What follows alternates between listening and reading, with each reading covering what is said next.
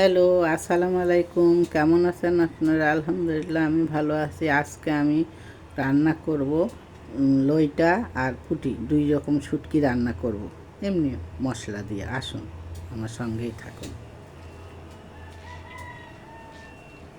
আগে এটা বিসমিল্লাহির রহমানির রহিম।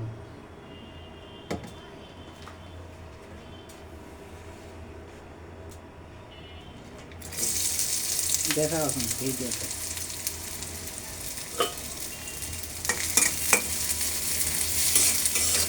পেঁয়াজটা বেরেস্তা করে নিই, তারপরে মসুর দেবো।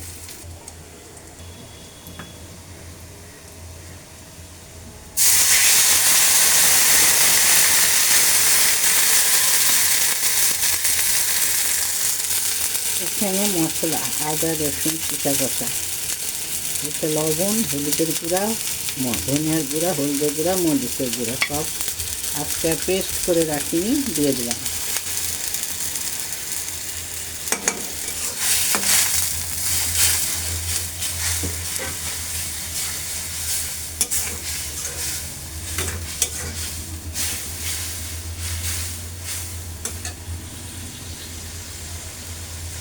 রান্না আমরা বরাবরই অল্প দেখাই, কারণ বাড়িতে মাত্র অনলি 3 জন মানুষ, তাও একজন অসুস্থ স্ট্রোকের মানুষ, আর আমি আর আমার বড় আপার নাতনি। আমি বলতে আমি একা বলছি না, তাই এই যে এখন এইটা রান্না করতেছি অল্প পরিমাণে, অল্প বেশি খাবার কে খাবে, সবাই অসুস্থ। বেশি খালে তো আর রাজা বাচ্চা হওয়া যায় না, বেশি খেলে আর অসুস্থ হয়।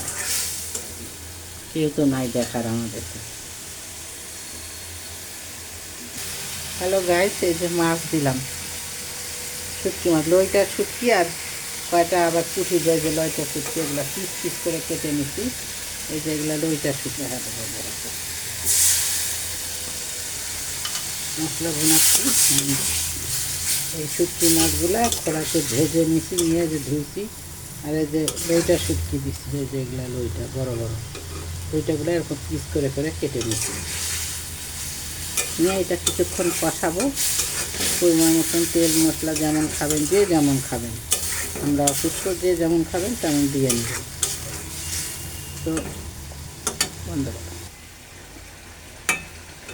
এই যে গাছ, দুটো নতুন আলু কাটে দিছি এটার সাথে, শুধু তেল আলা তরকারি। তা আমার এইটা এখন নামা ফেলাবো, এই রকমই নামাবো, ঠিক আছে। তো গাইস, এই যে আজকে আমার মেনু সাদা ভাত, এই যে টমেটো, শিম, আলু, টমেটোর একটা সবজি, এটা নিরামিষ। এটা হচ্ছে বথুয়া শাক, যে শাক আপনারা সবাই চেনেন, এটা ভাজি। আর এটা যে লইটা মাছ, আর তার সাথে কয়টা শুটকি, পুঁটি শুটকি, সব লইটা মাছ। এই ছিল আজকে আমার মেনু। আসসালামু আলাইকুম, ভালো থাকবেন আপনারা সবাই। এরকম করলে তো